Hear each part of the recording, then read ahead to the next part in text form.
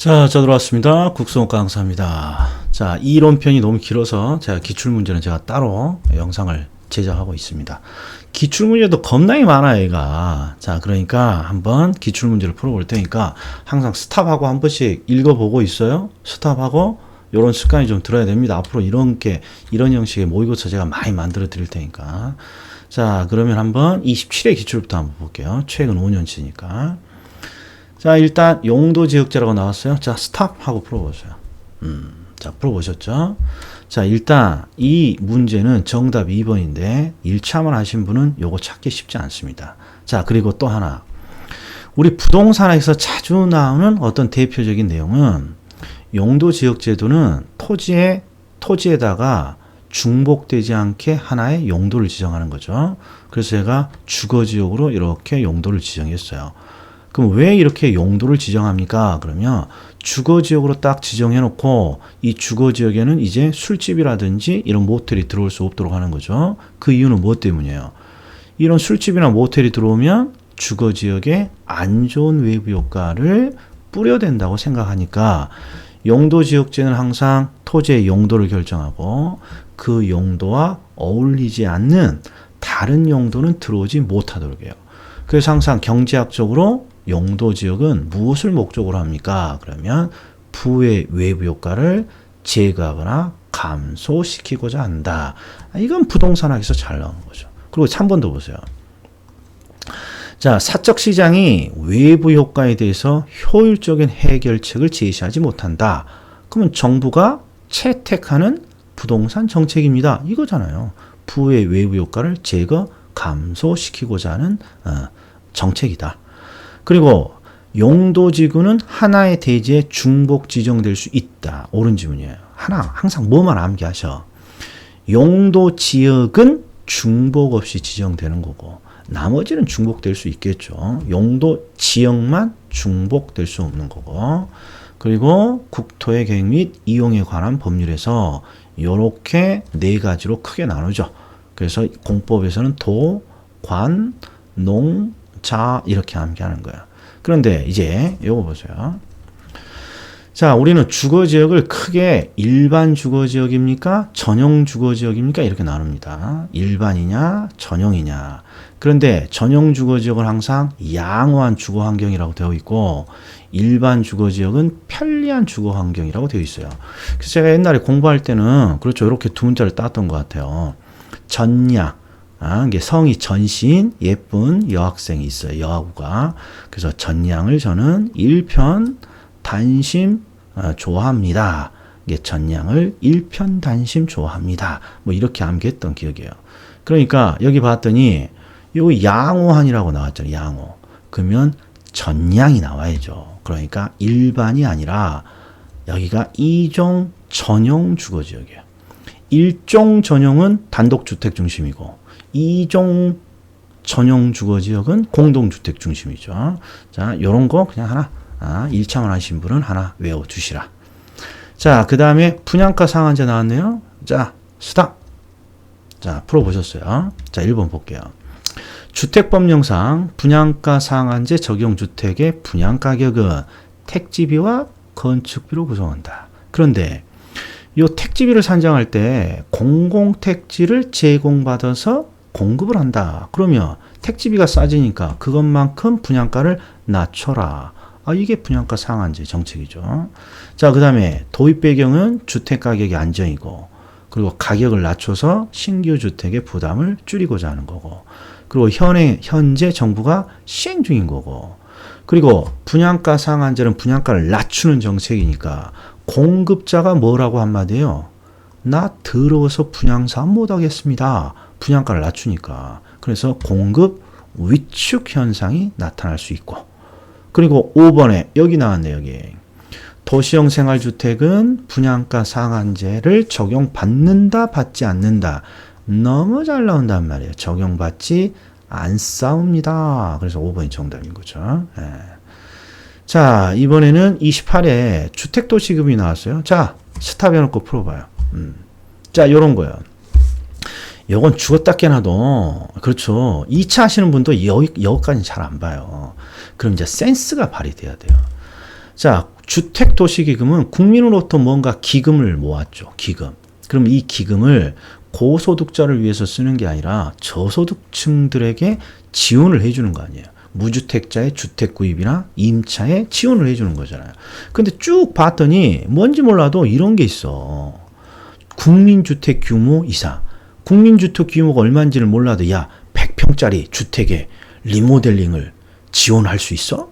이건 아니잖아요. 상식적으로. 그러니까 4번 네가 틀렸다라고 그냥 하고 그냥 통과해야 된다고.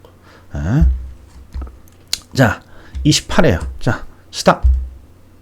풀어보셨어요? 자 1번은 일단 논점이 뭡니까? 요놈이요. 직접 개입 방식입니까? 간접 개입 방식입니다. 그럼 항상 요령이 간접 개입 방식을 먼저 찾는 게 유리해요. 왜? 눈에 잘 보여. 대표적인 네 가지. 조세, 부담금, 보조, 지원. 조세, 부담금, 보조, 지원. 여기 보세요. 보조, 지원. 그러니까 일단 얘는 틀린 지문이란 말이에요. 얘 두 개는 간접 개입 수단이니까. 자, 그리고 3번을 봤더니 개발 사업의 시행으로 얻은 이익을 사업 시행자로부터 뭔가 환수합니다. 개발 이익 환수 제도네. 그렇죠. 개발 이익 환수 제도죠. 최소한 개발권 양도제는 아니에요. 또 사업 시행자에게 뭔가 환수한다고 했으니까 여기에 들어갈 수 있는 다른 표현이 뭐가 있죠? 개발 이익 환수 제도 또는 개발 부담금이란 말이에요. 개발 부담금. 시험에 너무 잘 나온다고요. 개발 부담금. 자, 그 다음에 3번 토지 선매. 토지 선매는 시험에 항상 뭐가 나와요? 토지를 장래 필요한 사업에 필요한 토지를 미리 취득하는 거니까 항상 강제적인 취득은 할 수 있다 없다. 강제적인 취득은 할 수 없다는 거. 그런데 이 지문은 토지거래 허가구역 내에서 허가 신청이 있을 때 공익 목적을 위해서 사적 거래 우선해서 국가, 지방자치단체, 한국토지공사 등이 토지를 매수할 수 있는 제도입니다. 정확히 맞았죠. 그러니까 선매는 토지거래 허가구역과 토지 선매는 연결되어 있는 제도란 말이에요. 토지거래 허가구역, 선매. 자, 그 다음에 5번을 먼저 봐요. 5번. 5번을 쭉 봤더니 개발 보전 두 글자가 나와요. 개발 보전. 개발이 적성이냐? 보전이 적성이냐? 그럼 어디로 가야 돼? 이렇게 가야 된다면 이렇게 토지 적성 평가로. 그러니까 결국 요놈도 틀렸고 요놈도 틀린 거죠. 항상 개발과 보전이 나오면 토지의 적성을 평가한다. 이리 가야 된단 말이야. 아주 잘 나요. 하나만 더. 개발 사업의 시행으로 얻은 이익을 사업 시행자로부터 환수한다. 개발이익 환수제도 또는 개발 부담금. 선매는 항상 강제적인 취득인 수용을 할 수 없다는 거. 그리고 토지거래 허가구역과 관련되어 있다는 거. 그리고 토지의 개발 보존이 나오면 항상 적성평가라는 거. 자, 요거 한번 보죠. 풀어봤다? 자, 봐요. 개발 사업의 시행으로 얻은 이익을. 이거에서 또 본 것 같아. 좀 전에 봤잖아요. 사업 시행자로부터 일정액을 환수하는 제도입니다. 그러니까 개발 이익의 환수 제도고. 그런데 누구로부터 환수한다고 했어요? 사업 시행자. 개발 부담금 맞았구나. 개발 이익을 환수하기 위해서 부과하는 개발 부담금. 자, 그 다음에 용도지역, 용도구역은 용도지역만 딱 보면 중복되지 않게 도시군 관리계획으로 지정하는 지역이잖아요. 그러니까 토지 이용 계획의 내용으로 만들어지는 제도죠. 자, 그 다음에 3번을 봤더니 개발이 제한되어 있는, 이건 개발권 양도제에 대한 건데, 개발이 제한된 지역의 토지 소유권에서 개발권을 분리하여 개발이 필요한 다른 지역의 개발을 양도할 수 있는 제도입니다. 토지 소유자의 손실을 보상하는 방법으로 개발권을 양도할 수 있는 제도를 만들었죠. 이거 틀려 보이지 않네요. 자, 부동산 너무 쉬운 거 나왔네요. 개별 공시지가는 항상 시장군수 구청장이, 개별 공시지가는 항상 시장군수 구청장이, 이 국토교통부 장관이 나오면 안 되죠. 요건 다양한 정책이 아니라 부동산 시험 문제죠. 부동산 학에. 자, 그리고 토지 비축제도는 대표적인 직접 개입 방식이고. 자, 하나 더 보죠. 29회. 자, 우리 시험은 공공임대주택이 나와요. 공공임대주택. 그런데 31년 동안 딱 한 번 민간임대주택이 나왔어. 이거 죽었다 깨나도 우리가 준비 못하는 거예요. 아니, 공공임대주택 정책하면 우리가 세 가지를 암기하고 있잖아요. 50년 이상 또는 영구, 50년 이상 또는 영구의 영구임대주택, 30년 이상의 국민임대주택, 그 다음에 젊은 층의 주거안정 행복주택. 그러나 민간임대주택까지 우리가 암기할 수는 없어요. 그러니까 이 문제는 그냥 틀리라고 낸 문제예요. 그런데 항상 틀리라고 낸 문제는 얼토당토 않게 주지는 않고 힌트가 있어. 힌트가. 그걸 제가 강조하고 싶은 거예요. 자, 봐요. 뭔지 모르겠어요. 민간임대주택이고 뭐 위탁관리형 주택임대관리업으로 등록한 경우 주택임대관리업자가 임대를 목적으로 하는 주택에 대해서 할 수 있는 업무가 아닌 거. 그러니까 주택임대, 임대관리업자가 할 수 있느냐, 할 수 없느냐 이런 건데 이거 밑에서 볼게요. 아니 임대관리자니까 시설물을 유지하고 개량하고, 아니 임대관리업자니까 임대료 부과징수하고, 임차인이 들어올 수 있도록 입주하고 또 넘기고 명도하고, 임대차 계약을 체결갱신하고. 이놈이 좀 의심스럽지 않아요? 아니 무슨 임대관리업자가 무슨 대출을 할 수네. 특히나 얘는 임대잖아. 임대. 분양도 아니고. 그렇잖아요. 그러니까 그냥 이놈은 아닌 것 같아. 이런 거야 이게. 뭐랑 똑같아요. 요놈이랑 똑같아. 요놈은 아닌 것 같아. 이게 정답인 거예요. 이것도 요놈은 아닌 것 같아. 내 상식에 이렇게 하고 와야 된다. 자, 하나 더. 29회.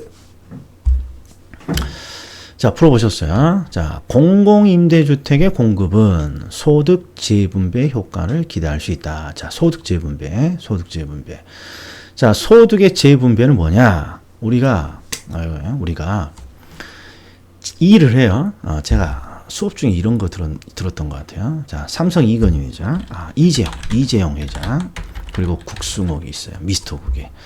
자, 둘이 다 일을 하고 소득을 분배받습니다. 그러면 이재용 회장은 어떻습니까? 너무 많은 소득을 가져가고, 미스터국은 어때요? 좀 홍보 좀 해줘. 저도 좀 돈 좀 벌게. 너무 적은 소득을 번다 이런 말이에요. 이게 소득을 분배했더니 크게 이재용 회장이 크게 중요한 일을 하는 것 같지도 않은데, 이재용 회장은 너무 많은 소득이 분배되고 미스터국은 너무 적은 소득이 분배된단 말이에요. 그러면 이 소득의 격차가 너무 심하면 사회가 불안정해져요. 당연히 제가 만족하겠어요? 불만을 갖겠어요? 제가 당연히 불만을 가질 거란 말이에요. 그럼 사회가 혼란스러워져요. 그래서 항상 정부는 분배된 소득을 다시 분배하려고 해요. 이게 소득의 재분배예요. 그럼 뭐 하려고 소득을 다시 재분배하니? 그러면 이 소득의 격차를 어느 정도 줄여보려고 다시 소득을 재분배하는 거예요. 자, 그러니까 소득의 재분배 효과를 기대할 수 있느냐, 없느냐 이렇게 물어보면, 소득을 다시 정부가 분배하는 이유는 소득의 격차를 줄이려고 하는 거예요. 그럼 소득의 격차가 줄여지려면 둘 중에 하나예요. 근데 우리 시험에서는 항상 상대적으로 소득이 낮은 계층이 뭔가 혜택을 본다. 그럼 소득 격차가 줄어드는 거죠. 그럼 소득 재분배 효과가 있는 거예요. 자, 여기 보세요. 공공임대주택은 대부분 상대적으로 소득이 낮은 계층에게 혜택을 주죠. 그러면 소득 격차가 줄어드는 소득의 재분배 효과가 나올 수 있는 거예요. 자, 그 다음에 요놈이 중요해요. 주거급여. 자, 얘는 논점이 뭐냐? 이건 강의 노트에 없는 거잖아요. 우리 임대료 규제 정책, 임대료 보조 정책이 있어요. 근데 우리나라에서는 임대료 보조만을 목적으로 하는 정책은 없고, 우리 국가 수준의 주거급여가 있어요. 주거급여. 이 주거급여는요, 주거에 도움이 되려고 뭔가 여러 가지 항목들을 쫙 해서 조금씩 뭔가 급여라는 형태로 이렇게 국가가 주는 거예요. 근데 요 주거급여의 항목 중에 뭐가 있습니까? 그러면 임대료 보조가 있어요. 임대료 보조. 근데 얼마일까요? 제가 아는 건 2만 원이야. 이런 식으로 돼 있단 말이에요. 이게 임대료 보조에 임대료 보조만을 목적으로 하는 이런 제도는 없어요. 국가 수준에서는 이런 주거급여 제도를 통해서 임대료 보조가 들어가 있는 거예요. 자, 그래서 이런 식으로 임대료 보조 정책이 너무 미약해요. 그래서 서울시형 뭘 만들었어요? 주거 바우처 제도를 만들었죠. 주거 바우처 제도. 그러니까 여기서 제가 강조하고자 하는 건 주거급여라든지 또는 주거 바우처 또는 주택 바우처 제도가 나오면 임대료 보조의 정책이라는 거야. 요거 딱 두 개, 임대료 보조. 자, 그럼 읽어볼게요. 주거급여는 생활이 어려운 사람에게 주거 안정에 필요한 임차료 등을 지급하는 것을 말합니다. 옳은 지문이라고 해야죠. 네.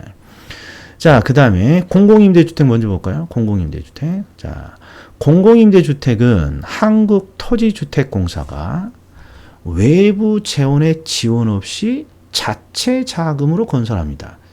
이게 뭔가 이상하지 않아요? 아니, 한국토지주택공사가 뭐가 있다고 자체 재원으로 외부 재원 하나도 없이 우리가 공공임대주택을 공급하겠어요. 그러니까 이것도 감이란 말이죠, 이게. 이건 아닌 것 같아. 그렇잖아요. 나머지 한번 볼게요. 정부가 임대료를 균형가격 이하로 규제합니다. 그럼 임대료를 낮춘 거죠? 그럼 공급자가 뭐라 그래요? 임대사업자, 공급자가. 나 더러워서 임대사업 못하겠다. 그래서 물량이 감소하는 거죠. 자, 그리고 임차료를 보조해주면, 이게 임대료 보조죠. 임대료를 보조해주면 당연히 저소득층의 주거의 질은 높아질 수 있는 거고. 그러니까 결국 5번이 틀린 지문 같다, 이런 거죠. 틀린 지문 같다. 너 오늘 해설을 기가 막히게 한다. 너 그냥 틀린 것 같다, 이렇게 할 거니? 이게 부동산 학이란 말이에요, 이게. 자, 요것도 보세요. 자, 여기 아주 대표적인 문제예요. 29회인데, 스탑. 자, 여기는 뭘 묻고 있습니까? 현재 우리나라에서 시행되고 있는 제도냐? 제도가 아니냐. 그럼 뭐부터 딱 떠올라야 돼? 우리나라에 절대 없는 제도 세 가지, 3종 세트. 개발권 양도제도, 개발권 양도제죠. 개발권 양도제, 택지 소유 상한제, 토지 초과 이득세. 자, 여기 봤더니 개발권 양도제는 없고, 여기 있네요. 택지 소유 상한제, 토지 초과 이득세. 그래서 이 두 개가 정답이에요. 실거래가 신고제도 있고, 분양가 상한제도 있고, 요거. 자, 요거 한번 보죠. 30회야. 30회. 그리고 딱 봤더니 기반시설이 열악하고요. 노후 불량 건축물이에요. 기반시설이 열악하고요. 노후 불량 건축물이에요. 아하, 재개발이군요. 이거 찾아내야 돼요. 재개발이군요. 극히 열악이라고 나오면 긴 거, 요거죠, 요거. 주거환경 개선 사업이고, 재개발 사업이죠. 자, 스탑. 자, 풀어보셨습니까? 30회 최근 문제네요. 자, 1번. 국토교통부 장관은 도시의 무질서한 확산을 방지하고 도시 주변의 자연 환경을 보존해서 도시민의 건전한 생활 환경을 확보하기 위해서 개발 제한 구역을 지정할 수 있다. 맞아 보이는데 1차만 하시는 분은 어쩔 수 없죠. 통과하자고요. 자, 2번을 봤더니 도시계획구역 안에 택지에 대해서 가구별로 소유 상한을 초과하는 해당 택지에 대해서 초과 소유 부담금을 부과합니다. 우리 택지 소유 상한제, 이거 기억나요? 택지 소유 상한제. 얘가 애매모호한데 택지를 가구별 어떤 제한을 하겠다는 거예요. 택지 소유 상한을. 그러니까 이거 왠지 택지 소유 상한제를 염두에 두고 만든 지문 같아요. 우리나라에 있다 없다? 없다. 부과한다고 했으니까 틀린 거죠. 이런 제도 없다. 이거 정답이에요. 이거 정답. 자, 다른 거 더 볼게요. 자, 토지 비축제도 또는 토지은행제도는 한국토지주택공사가 운영을 하죠. 그 다음에 토지를 경제적 효율적으로 이용하고 공공복리를 증진하기 위해서 용도지역제를 실시합니다. 용도지역제를 실시하고 있고, 그 다음에 국토교통부 장관은 투기과열지구. 우리 조금 전에 투기과열지구 배웠어요, 안 배웠어요? 그렇죠, 없어. 이런 것까지 어떻게 해, 투기과열지구까지. 그렇죠. 그러니까 요놈에서 찾아내면 땡큐고, 못 찾아내더라도 그냥 대충 찍어야만 하는 거지, 정확히 알려고 막 몇 번을 읽어봤자 의미 없다. 자, 아직 멀었어요. 자, 30회 분양가 규제 또 나왔네요. 자, 스탑. 자, 1번. 자, 주택법령상 분양가격은 택지비와 건축비로 구성된다. 오. 주택법령상 분양가 상한제 적용주택, 그 주택의 입주자로 선정된 지위에 대해서는 전매를 제한할 수 있다. 오, 전매 제한할 것 같아요. 그냥 뭔지 몰라도 할 것 같아. 왜? 싸게 지금 분양받았는데 그걸 전매하면 투기죠, 투기. 자, 그러니까 전매를 제한, 무한정 전매를 허용할 수는 없는 거죠. 이렇게 제한할 수 있을 것 같아요. 자, 그 다음에 분양가 상한제의 목적은 주택가격 안정이고 무주택자의 신규주택 구입을 장려하는 거고, 그 다음에 주택법령상 국민주택 건설이 추진하는 공공사업에 의해서 개발 조성되는 공동주택이 건설되는 용지. 이거잖아, 이게. 뭔 말인지 모르겠어요. 근데 다시 보니까 용지야, 용지. 그런데 국민주택 건설 사업이 추진하는 공공사업에 의해서 공공사업으로 조성되는 용지. 그러니까 이게 줄이면 공공택지가 되는 거예요. 공공택지. 그러니까 공공택지에서 주택의 분양가격을 제한할 수 없다. 이게 틀리잖아, 이게. 당연히 뭔가 공공택지에서 뭔가 조성되는, 왠지 공공택지를 지금 저기 뭔가 의도한 내용 같단 말이에요. 그러니까 얘가 틀린 거예요. 당연히 공공택지에서 공급하는 공동주택은 분양가격을 제한할 수 있죠. 이렇게 가야죠. 자, 그 다음에 분양가 규제는 신규 주택, 신규 분양주택의 분양가격을 정부가 통제한다. 이게 분양가 규제고. 그러니까 뭔지 모르지만 다양한 내용을 묻고 있죠. 자, 또 봐요. 주택공급제도 30회. 자, 스탑. 자, 여기는요, 후분양이냐, 선분양이냐, 후분양이냐, 선분양이냐, 이렇게 하고 있단 말이에요. 자, 그럼 첫 번째. 분양가 상한제와 헷갈리면 안 돼요. 자, 선분양을 봐요. 선분양. 우리나라에 익숙한 건 지금까지 선분양이었잖아요. 선분양. 그러면 선분양은 누굴 위해서 만든 제도냐? 그러면 건설업자. 건설업자의 초기 자금의 부담을 줄여주기 위해서 미리 그냥 분양하는 거잖아요. 미리 분양하는 것은 물건이 만들어지기 전에 미리 분양하는 이유는 자금을 좀 땡겨주겠다 이런 거예요. 건설업자에게. 자, 그러니까 한번 보겠습니다. 후분양 제도는 물건이 공동주택이 다 완성된 이후에 분양을 하는 거죠. 초기 주택 건설 자금의 대부분을 주택 구매자로부터 조달합니다. 이거 바로 틀렸네. 이게 선분양이죠. 자, 미리 선분양하는 이유는 주택 건설 자금을 주택 구매자로부터 조달하게 하는 거예요. 그래서 건설업자의 이자 부담을 줄여주는 거예요. 그러니까 이게 틀린 거네요. 후분양이 아니라 선분양 제도예요. 나머지를 한번 읽어보십시오. 자, 여기 공공임대주택 용어 정의가 나왔어요. 30일에. 내가 아는 공공임대주택은 뭐밖에 없어요. 영구임대, 국민임대, 행복주택. 자, 그럼 보자고요. 국민임대주택 내가 알아요. 뭐라고 나와야 돼? 30년. 그런데 뒤쪽을 봤더니 대학생, 사회초년생, 신혼부부, 젊은주택. 이거 틀렸잖아, 이게. 이거 행복주택이죠. 자, 영구임대 50년 이상 영구. 자, 그러면 나머지 건 그냥 한번 읽어보세요. 그냥 돌아가면서 한 번씩 나오는 거예요. 자, 이게 아주 센세이션을 일으킨 문제죠. 이 역사 문제죠. 역사 문제. 30일에. 제도를 주고 도입이 가장 빠른 순서대로 나열하라는 거예요. 그러면 보세요. 그냥 직감적으로 정확한 연도수는 모르겠지만 이 제도 중에 가장 늦게 도입한 게 요거예요. 부동산 거래 실거제, 부동산 실거래가 신고제. 이게 가장 최근에 만들어진 거예요. 자, 그 다음에 우리 공인중개사 시험 몇 회예요? 작년 시험이니까 30이래요. 그러니까 30년 전이에요. 지금 30년 전이면 지금 30년이 지금 2020년이니까 1990년? 그죠? 91년 정도 되는 거 아니에요. 그러니까 요 놈이 가장 오래되고 이게 최근의 제도예요. 그러니까 최소한 니은 이런 거야. 니은. 그 다음에 리을. 그렇죠. 요렇게 해서 둘 중에 하나구나 이렇게 해야 돼요. 자, 그런데 자, 부동산 실명제는요.